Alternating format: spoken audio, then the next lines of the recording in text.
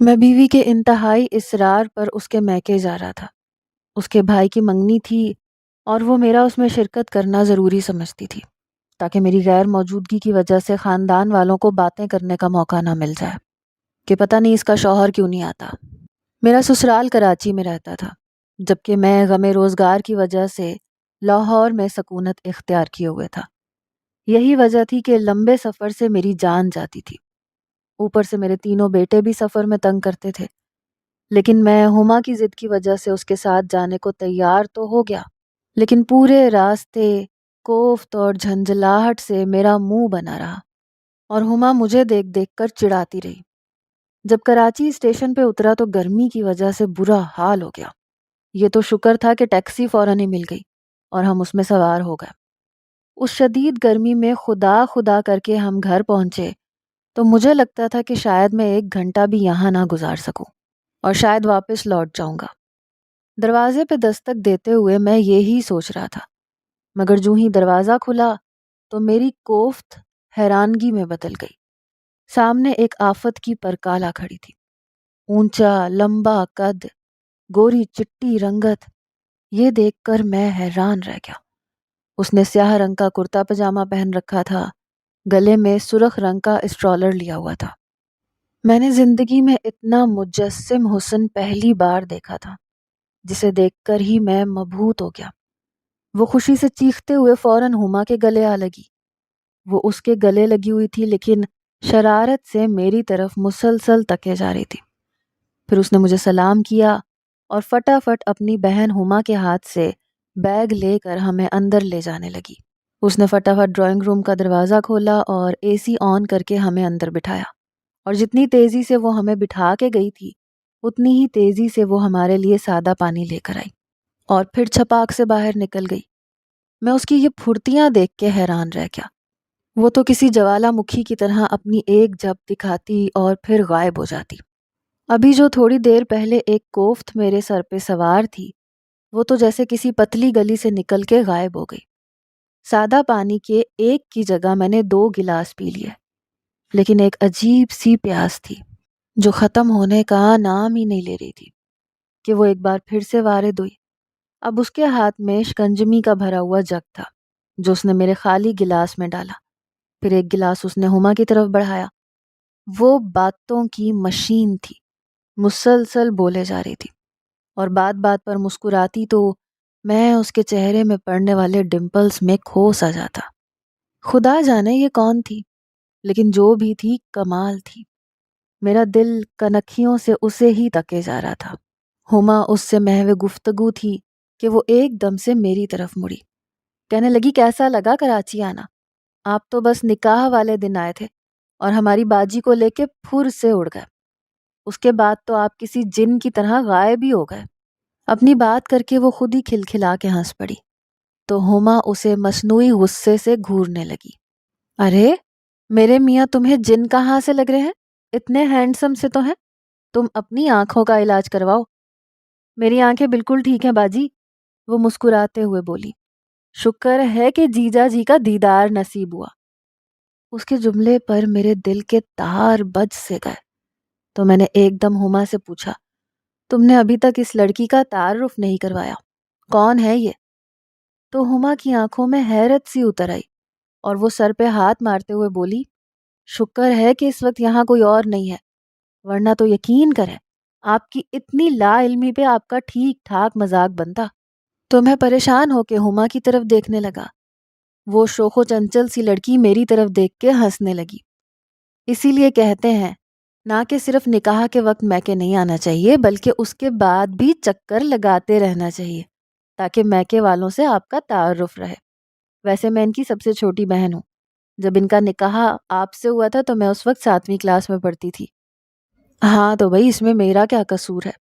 تم اس وقت چھوٹی سی تھی، اب تو ماشاء اللہ سے بڑی ہو گئی ہو۔ تو آپ کا کیا خیال ہے اگر آپ 1 صدی اور نہ آتے تو کیا میں بڑی نہ ہوتی، چھوٹی ہی رہتی؟ اس کی بات سن کے مجھے ہنسی آ گئی۔ بھائی مجھے کیا پتا تھا کہ تم اتنی جلدی بڑی ہو جاؤ گی۔ اس وقت تو ایک چھوٹی سی پونی ٹیل باندھے فراک پہنے تمہیں دیکھا تھا، تو ظاہر ہے میرے تصور میں تو وہی چھوٹی سی لڑکی تھی۔ وہ میری بات پر پھر سے کھلکھلا کے ہنس پڑی۔ شاید اسے بات بات پر ہنسنے کی عادت تھی، اور اس کی ہنسی تھی بھی بہت دل فریب۔ میرا دل چاہتا تھا میں اسے یوں ہی ہنستا مسکراتا دیکھتا رہوں۔ مجھے یہ کہنے میں کوئی آر نہیں کہ میں نے اتنی شاندار اور خوبصورت مسکراہٹ پہلے کبھی کسی کی نہیں دیکھی تھی، اور جب وہ بات ببات جیجا جی کہتی تو جانے کیوں میرا دل دھڑکنا بھول جاتا۔ میں چاہتا تھا وہ میرا نام لے، لیکن میں ایسا کیوں چاہنے لگا تھا؟ ایک دم سے ہی میں گڑبڑا سا گیا۔ یہ میں کس سمجھ جا رہا ہوں؟ مجھے اپنے آپ پر بے حد حیرانگی سی تھی۔ مجھ پر میرے اپنے ہی خیالات بری طرح سے حاوی ہونے لگے۔ اتنے میں میرے ساس سسر ڈرائنگ روم میں آئے۔ وہ مجھ سے مل کر بے حد خوش تھے، بار بار میرا شکریہ ادا کر رہے تھے۔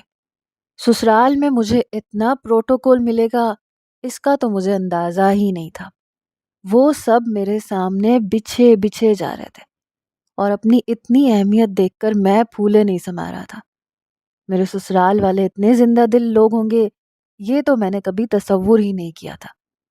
بیٹا کھانا تیار ہے، آپ منہ ہاتھ دھو کے فریش ہو جائیں، میرے سسر نے کہا تو میں نے ان سے کہا کہ میں شاور لوں گا پھر بعد میں کھانا کھاؤں گا۔ تو میرے ساس اور سسر اور ہما ڈرائنگ روم سے چلے گئے۔ وہ وہی نٹ کھٹ سی لڑکی فوراً بول پڑی، آپ کون سے کپڑے پہنیں گے مجھے بتا دیں، میں استری کر دیتی ہوں۔ تو میں اس کی اپنائیت دیکھ کر مسکرا دیا۔ پھر میں نے اس کی طرف بریف کیس کی اچھالی جو اس نے پھرتی سے کیچ کر لی۔ پھر میں نے اسے کہا کہ جو دل چاہتا ہے وہ کپڑے نکال لو۔ تو وہ میری طرف حیرت سے آنکھیں پٹ پٹا کے دیکھنے لگی۔ میں اپنی مرضی سے کپڑے کیسے نکال سکتی ہوں؟ خدا جانے آپ کی کیا پسند ہو۔ وہ اٹھ کے جانے لگی تو میں نے اس کا ہاتھ پکڑ لیا۔ اس نے پہلے میرے ہاتھ کو پھر میرے چہرے کو غور سے دیکھا۔ تو میں نے اسے کہا کہ تم جو بھی میرے لیے نکالو گی وہ میں خوشی خوشی پہن لوں گا۔ آخر میری سالی کپڑے دے رہی ہے بھائی، اور سالی تو ویسے بھی آدھی گھر والی ہوتی ہے۔ میری بات پر وہ کھلکھلا کے ہنس پڑی۔ اس کے چہرے کے ڈمپل گہرے ہو گئے۔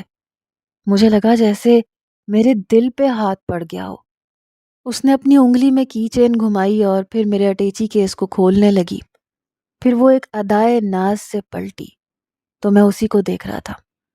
اس نے بریف کیس میں سے نیلے آسمانی رنگ کا لباس نکالا، کہا یہ آپ پہ بہت سوٹ کرے گا۔ تو میں نے دل پر ہاتھ رکھ کر تھوڑا سا سر جھکا کر کہا تمہیں پسند ہے تو پھر میں یہی پہنوں گا۔ تو وہ میری طرف دیکھ کے مسکرائی۔ پھر اس نے انتہائی ذمہ داری کے ساتھ میرا اٹیچی کیس بند کیا اور چابی لا کے میرے ہاتھ پہ رکھ دی۔ میں آپ کے کپڑے استری کر دیتی ہوں۔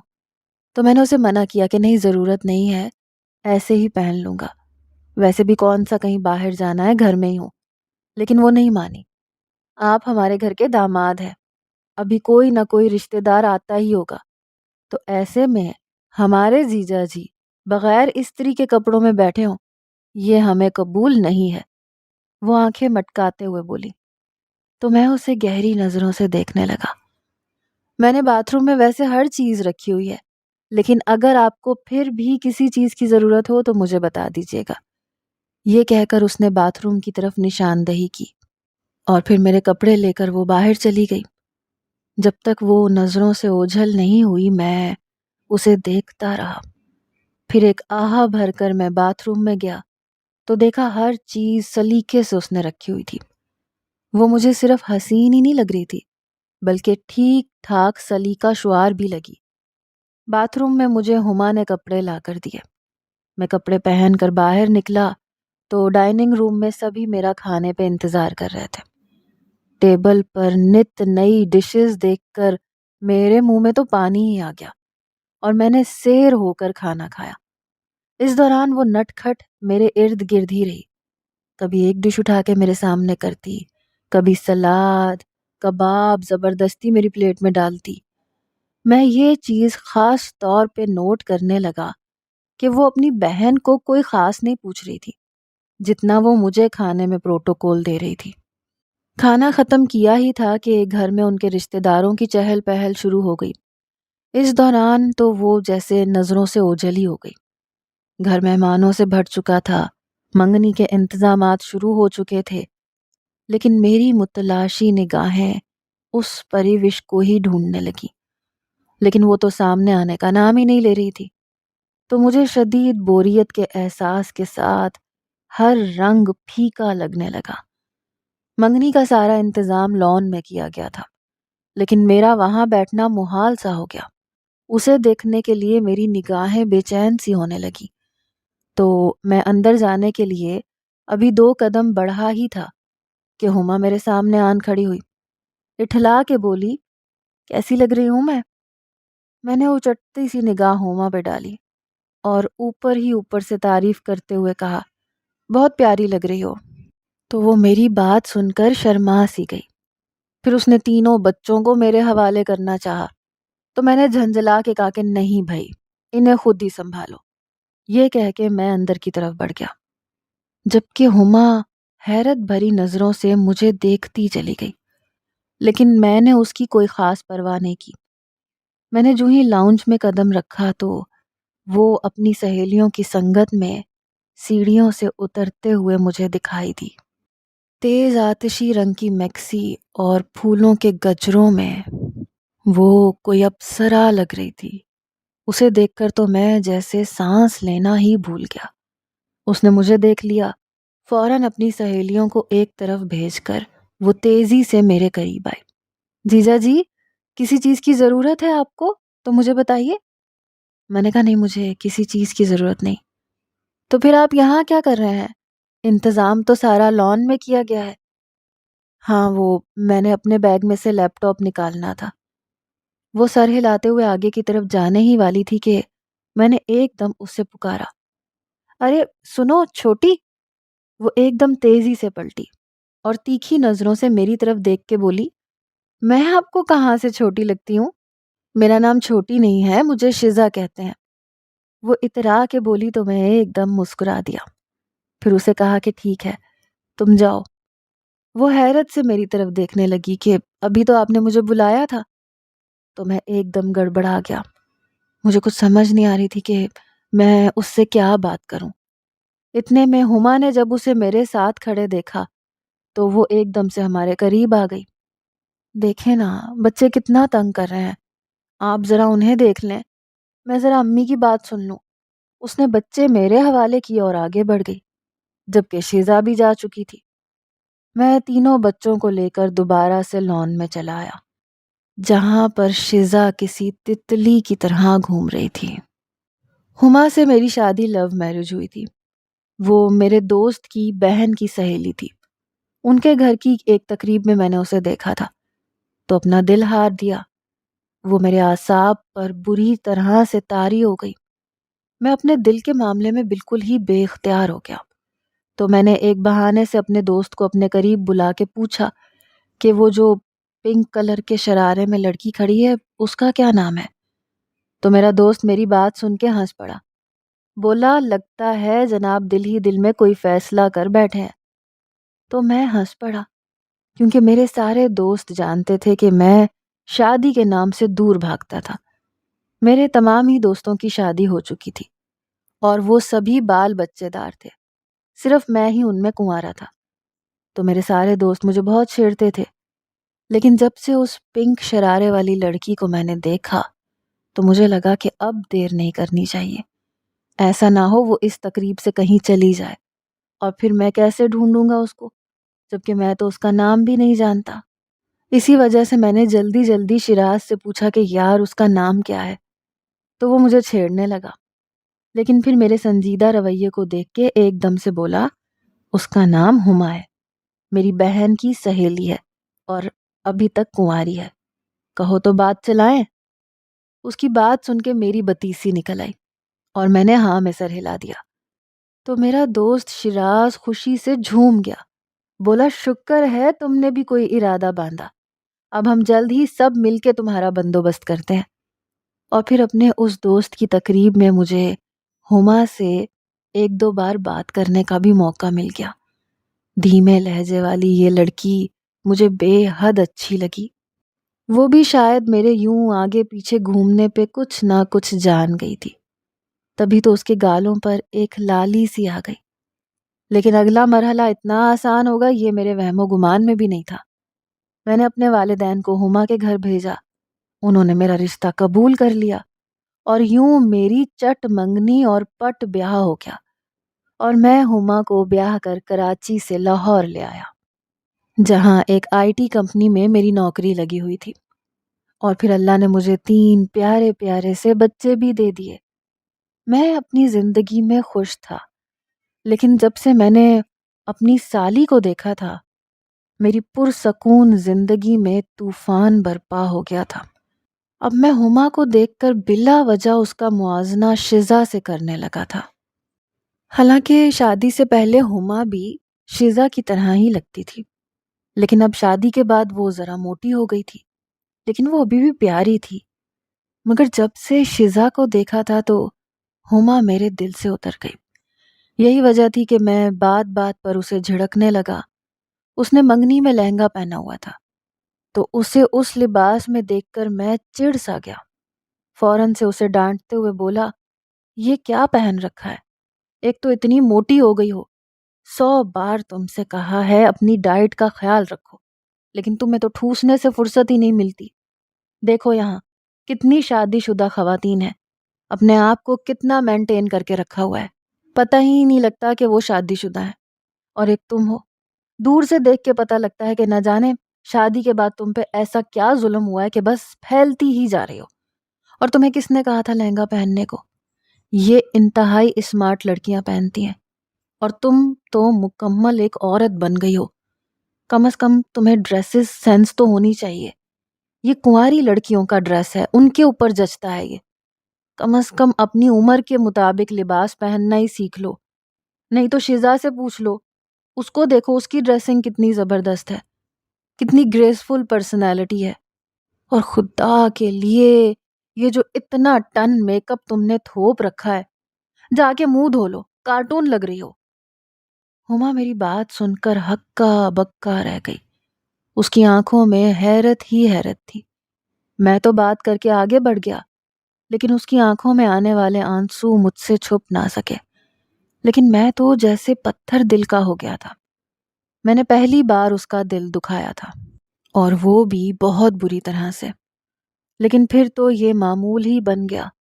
ہم کراچی سے واپس لاہور آ گئے، لیکن میرا دل تو جیسے شزا میں ہی اٹک گیا۔ میں نے اپنا ٹرانسفر کراچی کروانے کے لیے ہیڈ کوارٹر میں اپلیکیشن دے رکھی تھی، لیکن وہ منظور نہیں ہو رہی تھی۔ اس کی جھنجھلاہٹ اور غصہ بھی میں گھر جا کے ہما پہ اتارنے لگا۔ ہما ایک بار پھر امید سے ہو گئی تو میں چڑ سا گیا۔ حالانکہ وہ بچہ دنیا پر لانے کی اکیلی ذمہ دار نہیں تھی، میں بھی برابر کا ذمہ دار تھا۔ لیکن ان دنوں میرا دماغ اپنے بس میں نہیں تھا۔ میں مزید بچے نہیں چاہتا تھا۔ میں اس پہ بہت بگڑا کہ اس نے احتیاط کیوں نہیں کی، جبکہ وہ بیچاری مجھے ہونکوں کی طرح دیکھنے لگتی، لیکن میں اس کی کوئی وضاحت بھی ماننے کو تیار نہ ہوا۔ ان دنوں اس کو بے حد کیئر کی ضرورت تھی، لیکن میں اس کا بالکل بھی خیال نہیں رکھ پا رہا تھا۔ پہلے میں گھر آ کر بچوں کو وقت دیا کرتا تھا، لیکن اب گھر آ کر میرے 2 ہی کام ہوتے تھے۔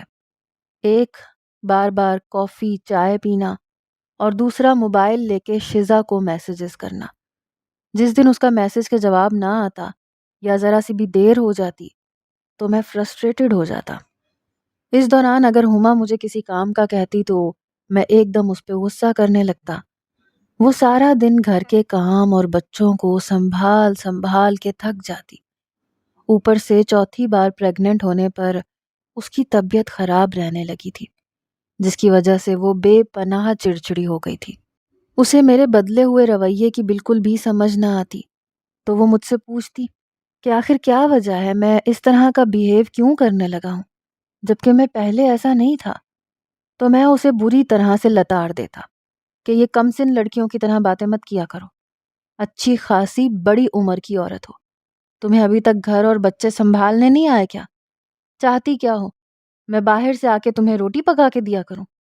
تو وہ بھی چڑ کے بولتی کہ روٹی ہانڈی اور گھر کے کام کاج کا مجھے مسئلہ نہیں ہے، وہ میں مرتے جیتے کر لیتی ہوں، مسئلہ آپ کے رویے کا ہے۔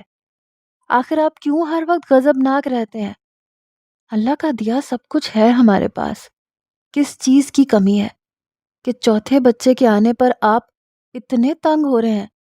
وہ بھی تو لوگ ہیں جن کے گھر کھانے کو کچھ نہیں ہوتا اور ان کے دھڑا دھڑ بچے پیدا ہو رہے ہوتے ہیں، اس کے باوجود وہ لوگ بچوں سے تنگ نہیں ہوتے۔ آخر آپ کو ہو کیا گیا ہے؟ آپ پہلے تو ایسے نہیں تھے۔ تو میں اسے بری طرح سے ڈانٹتا کہ وہ روتے ہوئے میرے پاس سے اٹھ کے چلی جاتی۔ میں اس کے بے ڈھنگے اور لٹکے ہوئے جسم کو دیکھ دیکھ کے بیزار ہو گیا تھا۔ ایسے میں مجھے شزا کا خیال آتا تو میری روح بے چین ہو جاتی۔ ایسے میں بار بار اسے شزا کی مثالیں دیتا تو وہ حیرت سے میرے منہ کی طرف دیکھنے لگتی کہ وہ تو ابھی ان میرڈ لڑکی ہے، اس کے ساتھ بھلا میرا کیا مقابلہ؟ تو میں جزبز ہو جاتا، لیکن اس کی کوئی بھی دلیل ماننے کو تیار نہ ہوتا۔ شزا کا خیال میرے ذہن پہ اس قدر طاری تھا کہ میں گھر کے معاملات، اپنے بچوں کی دیکھ بھال اور پریگننٹ بیوی سے غافل ہونے لگا، یہاں تک کہ میں نے ہما سے اپنا کمرہ الگ کر لیا۔ اب میں آزادی کے ساتھ ساری رات شزا سے باتیں کرتا رہتا۔ شزا بہت سادہ مزاج لڑکی تھی۔ وہ میری ان باتوں کے پیچھے میرے عزائم کو سمجھ ہی نہیں پا رہی تھی، لیکن مجھے بس اس سے باتیں کرنے کا ایک نشہ سا طاری رہتا تھا۔ ہما کے لیے میرا کمرہ الگ کرنا کسی شوق سے کم نہیں تھا۔ وہ مجھ سے قصور نہ ہونے کے باوجود معافیاں مانگنے لگی تاکہ میں کسی طرح سے پھر سے کمرے میں آ جاؤں، لیکن میری نہ ہاں میں نہ بدلی اور میں نے اسے صاف صاف کہہ دیا کہ مجھے سکون چاہیے۔ میں رات کو بچوں کی وجہ سے ڈسٹرب ہوتا ہوں، کبھی کوئی بچہ اٹھتا ہے کبھی کوئی، ایسے میں میری نیند پوری نہیں ہوتی۔ یہ ایک انتہائی بھونڈی دلیل تھی، لیکن ہما خاموش ہو گئی۔ حالانکہ میرے بچے کبھی بھی راتوں کو اٹھ کے تنگ نہیں کرتے تھے، لیکن ہما جانتی تھی کہ اگر وہ مزید کچھ کہے گی تو ہو سکتا ہے میں ہاتھ اٹھانے سے بھی گریز نہ کروں۔ ہما کے ڈیلیوری کے دن جوں نزدیک آ رہے تھے تو میں اپنی پلاننگ کے تحت شزا کو بلانا چاہ رہا تھا، کیونکہ اسے دیکھے ہوئے ویسے بھی کئی ماہ ہو چکے تھے۔ سوچا کہ چلو اس بہانے وہ میرے نزدیک تو ہوگی اور میں بھی موقع دیکھ کے اس سے اپنے دل کی بات کہہ ڈالوں گا۔ یہ سوچ کے میں نے ہما کو کہا کہ وہ اپنی امی سے بات کرے کہ تمہاری ڈیلیوری کا ٹائم نزدیک آ رہا ہے، اس لیے وہ شزا کو بھیج دیں تاکہ وہ اس دوران بچوں اور گھر کا خیال رکھ سکے۔ تو ہما نہیں مانی۔ اس نے کہا کہ پہلے بھی تو ہم مل جل کے خود ہی اپنے گھر کے نظام کو سنبھال لیتے تھے، تو اب بھی کر لیں گے، کیا مشکل ہے، اور ویسے بھی میری نارمل ڈیلیوری ہوتی ہے۔ تو اس کی بات سن کے میرا دل کھٹا سا ہو گیا، کیونکہ اب شزا کو بلانے کا بہانہ تو بالکل ہی فلاپ ہو گیا۔ مگر میرے مقدر اچھے تھے۔ انہی دنوں چیک اپ کروانے پہ ڈاکٹر نے ہما کو آپریشن کا بتایا تو وہ بے حد پریشان ہو گئی، کیونکہ ابھی میرے تینوں بچے چھوٹے تھے اور ان کی دیکھ بھال کے لیے کسی اپنے کا ہونا بہت ضروری تھا۔ لہٰذا میں نے دوبارہ شزا کے حوالے سے بات کی تو ہما نے مجھے کہا کہ شزا کے بجائے آپ کسی نوکرانی کا بندوبست کر دیں۔ تو میں بپھر گیا، کیونکہ منزل میرے اتنے قریب تھی۔ میں نہیں چاہتا تھا کہ ایک بار پھر سے میرا منصوبہ ناکام ہو جائے۔ لہٰذا میں نے درست لہجے میں اسے کہا کہ میں اپنے بچوں کو کسی نوکرانی کے حوالے نہیں کروں گا، تمہاری امی کو ہر صورت میں شزا کو بھیجنا پڑے گا۔ تو وہ بھی سوچ میں پڑ گئی۔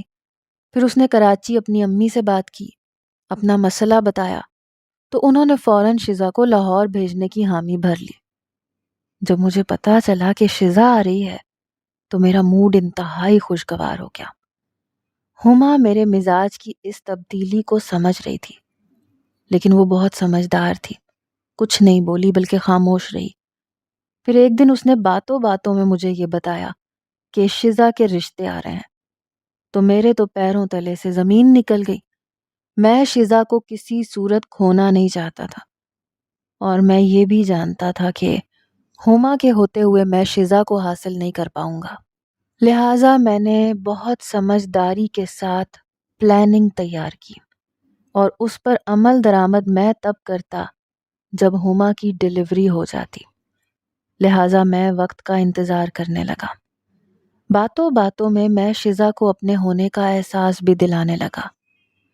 وہ کبھی کبھی میری باتوں پہ بے حد حیران رہ جاتی تھی کہ اس کا بہنوئی جسے وہ بڑے مان سے بھائی سمجھتی ہے، وہ اس سے کبھی کبھی عجیب و غریب باتیں کیوں کر جاتا ہے۔ لیکن اسے ان تمام باتوں پہ غور کرنے کا موقع اس لیے نہ مل پاتا کیونکہ ایک تو ہما کی وجہ سے آئے دن ہاسپٹل آنا جانا لگا رہتا، اور دوسرا بچوں اور گھر کی تمام ذمہ داری اس کے کندھوں پہ تھی، لہٰذا وہ اتنا غور و فکر نہ کرتی۔ میں بھی اپنے بے چین دل کو ہر وقت سمجھاتا رہتا، کوشش کرتا کہ مجھ سے کوئی ایسی غلطی سرزد نہ ہو جس کے بعد کوئی مسئلہ بنے۔ وہ جب سے ہمارے گھر آئی تھی میں اسے بلا ناغہ ڈنر پر لے جاتا تھا، کیونکہ گھر میں مجھے اس کے قریب رہنے کا اتنا موقع نہیں ملتا تھا کہ میں اس سے کھل کے بات کر سکوں، لہٰذا ڈنر کے بعد میں اسے لانگ ڈرائیو پہ بھی لے جاتا اور اس کی کمپنی کو بہت انجوائے کرتا۔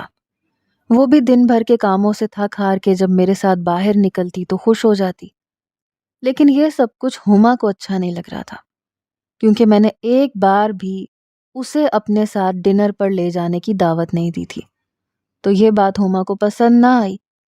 میں اسے یہ کہہ کے مطمئن کرنے کی کوشش کرتا کہ اس حالت میں تمہارے لیے گھر سے باہر نکلنا مناسب نہیں ہے، تو وہ خاموش ہو جاتی، لیکن اس کی یہ خاموشی مجھ سے یہ گلہ ضرور کر رہی ہوتی کہ جب میری ڈلیوری نہیں تھی تو اس وقت بھی آپ کبھی اس طرح سے بلا ناغہ ڈنر کے لیے مجھے نہیں لے کر گئے۔ لیکن میں اس کی آنکھوں کے شکوے پڑھ کر بھی انجان رہتا۔ پھر ایک رات ہما کو شدید ڈلیوری پین شروع ہو گئی تو ہم اسے لے کر فوراً ہاسپٹل پہنچے جہاں اس نے ایک پیارے سے بیٹے کو جنم دیا۔ وہ بہت خوش تھی۔ پھر ہم اسے لے کر گھر آ گئے۔ ایک ہفتے کے بعد ہی ہما نے مجھ سے کہا کہ اب شزا کو گھر جانا چاہیے کیونکہ امی اسے بلا رہی ہیں، اس کے ایک دو رشتے آئے ہوئے ہیں تو ایسے میں اس کا یہاں پہ ہونا ٹھیک نہیں، لڑکے والے اسے دیکھنا چاہتے ہیں۔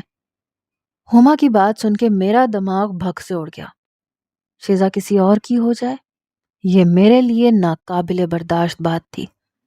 میں نے ہما سے کہا کہ ابھی تمہاری طبیعت ٹھیک نہیں ہے، تھوڑے دن کی بات ہے، جب تمہاری طبیعت مزید بہتر ہوگی تو میں اسے خود چھوڑ آؤں گا۔ لیکن وہ بضد تھی۔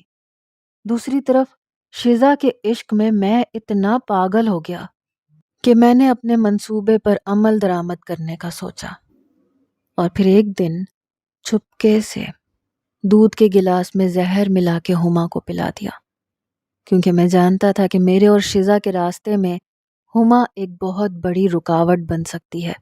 اگر میں اسے طلاق بھی دے دیتا تو بھی شزا مجھے نہ ملتی، اس لیے مجبوراً مجھے یہ راستہ اختیار کرنا پڑا۔ زہر ملا دودھ پینے کے بعد ہما کی حالت جب بگڑنے لگی تو میں اسے لے کر بہانے سے ہاسپٹل کے لیے نکلا اور شزا کو کہا کہ وہ گھر اور بچوں کا خیال رکھے، کیونکہ اس حالت میں سب کا ہاسپٹل جانا کچھ مناسب نہیں۔ تو شزا گھر پہ ہی رک گئی۔ میں نے ہما کو گاڑی کی پچھلی سیٹ پہ لٹایا اور بے مقصد گاڑی روڈ پہ دوڑانے لگا۔ جب مجھے اس بات کا یقین ہو گیا کہ اب اس کی ڈیتھ ہو گئی ہے تو میں اسے لے کے گھر پہنچا اور خوب مگر مچ کے آنسو رونے لگا۔ شزا نے جب یہ دیکھا کہ اس کی بہن کی ڈیتھ ہو گئی ہے تو وہ تو دھاڑے مار مار کے رونے لگی۔ میں نے کراچی بھی اطلاع دے دی۔ میرے ساس، سسر اور سالہ پہلی فلائٹ سے لاہور پہنچ گئے۔ میں نے انہیں بتایا کہ ہما کو ہارٹ اٹیک ہوا ہے۔ انہوں نے میری بات پہ یقین کر لیا اور کوئی انویسٹیگیشن نہ کروائی کہ آخر ایک بھلی چنگی لڑکی کو ایک دم سے ہارٹ اٹیک کیسے ہو گیا۔ ہما کے جانے کے بعد میری ساس اور شزا بچوں کو سنبھالنے لگی۔ میں ان کے سامنے خوب مظلوم بن کے پھرتا رہتا تو وہ مجھے دیکھ کے مزید پریشان ہو جاتی، کیونکہ وہ جانتی تھیں کہ میں ہما سے بے انتہا محبت کرتا ہوں۔ دراصل ہما نے اپنی زندگی میں میرا امیج ان کے سامنے ایک انتہائی محبت کرنے والے شوہر کا بنایا تھا، اس لیے انہیں کبھی مجھ پہ شک ہی نہیں ہو پایا۔ میں اپنی ساس کے سامنے ہر وقت اپنے بچوں کے رونے لگا کہ اب انہیں کون سنبھالے گا، اس گھر کا کیا ہوگا، تو میری ساس ایک دم سے گہری سوچوں میں ڈوب جاتی۔ ایک دن میں نے ان سے کہا کہ بچوں کو خالہ سے زیادہ اچھا اور کوئی نہیں پال سکتا۔ آپ شزا کی شادی باہر کرنے کے بجائے اگر مجھ سے کر دیں تو ایک تو میرے بچوں کو ان کی حقیقی ماں مل جائے گی۔ میری بات سن کے وہ بولیں کہ ہم بھی یہی سوچ رہے ہیں، کیونکہ ہم نہیں چاہتے کہ ہماری ہما کے بچوں کو کوئی غیر عورت پالے۔ ان کی بات سن کے میرا دل خوشی سے دھمالیں ڈالنے لگا، لیکن چہرے پہ میں نے سنجیدگی طاری کرتے ہوئے کہا کہ میں تو دوسری شادی کے حق میں ہی نہیں تھا، بلکہ میں تو ساری زندگی ہما کی یادوں کے سہارے گزارنا چاہتا تھا۔ لیکن آپ تو جانتی ہیں میرے یہ 4 بچے ایک بہت بڑی ذمہ داری ہیں۔ اب میں نوکری کروں یا ان کے ساتھ گھر پہ رہوں، لہٰذا مجھے یہ کڑوا گھونٹ بھرنا پڑے گا۔ تو میری ساس نے میرے کندھے پہ ہاتھ رکھ کے مجھے تسلی دی کہ تم فکر نہیں کرو، سب ٹھیک ہو جائے گا۔ ان کی بات سن کے میں دل ہی دل میں مسکرایا کہ میری پلاننگ تو بہت اچھے طریقے سے کامیاب ہو گئی۔ میں جو چاہتا تھا وہ مجھے مل گیا۔ اب شزا کو اور مجھے ایک ہونے سے کوئی نہیں روک سکے گا۔ لیکن اچانک مجھے یاد آیا میں نے تو اپنی ساری جائیداد ہما کے نام کر رکھی تھی، تو میرے دل کی دھڑکن ایک دم سے تیز ہو گئی۔ میں ایک رات گھر سے چپکے سے نکلا۔ مکان کے پیپرز میرے ہاتھ میں تھے جن پہ مجھے ہما کے انگوٹھے کا نشان چاہیے تھا۔ رات کے وقت قبرستان میں داخل ہوتے ہوئے میرے دل میں ایک عجیب سا خوف آیا، لیکن میں نے اپنے دل کو مضبوط کیا اور ہما کی قبر پہ پہنچا تو مجھے گھبراہٹ ہونے لگی۔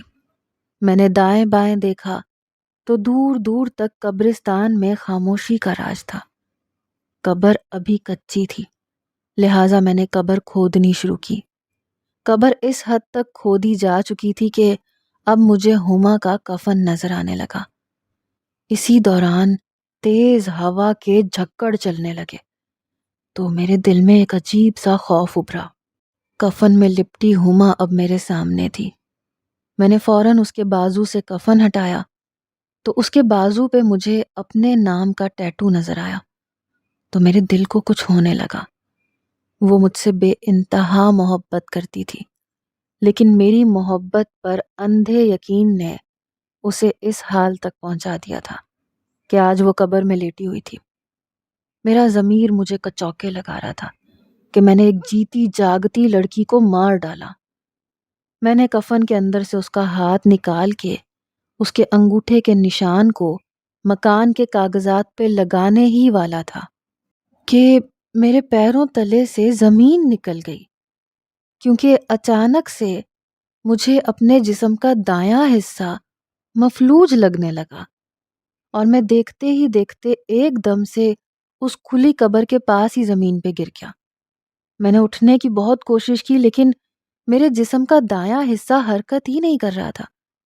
میں چیخنا چاہتا تھا لیکن میں چیخ بھی نہیں پا رہا تھا۔